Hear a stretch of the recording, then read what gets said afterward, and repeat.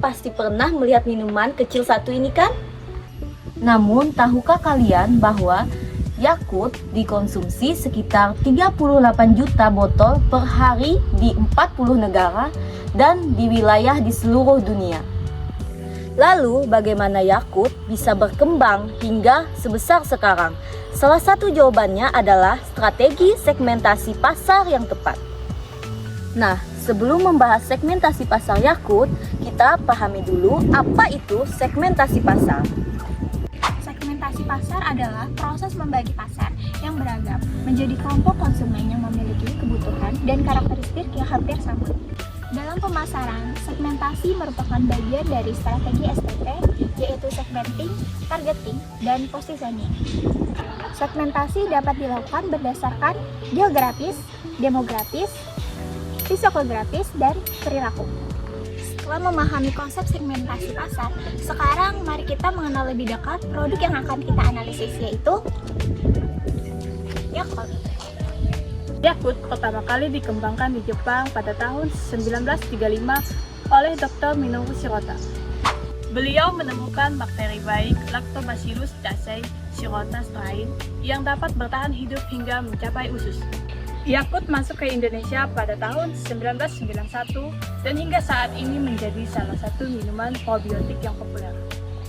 Setiap botol Yakult mengandung sekitar 6,5 miliar bakteri baik yang membantu menjaga kesehatan pencernaan. Setelah mengetahui profil singkat Yakult, sekarang kita masuk ke bagian utama, yaitu analisis segmentasi pasarnya. Pertama, dari aspek geografis.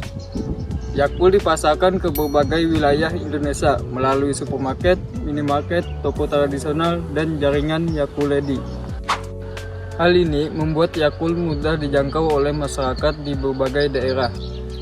Selain berdasarkan wilayah pemasaran, Yakult juga mengelompokkan konsumennya berdasarkan karakteristik penduduk. Kedua, dari aspek demografis, Yakult menargetkan berbagai kelompok usia, mulai dari anak-anak hingga orang dewasa.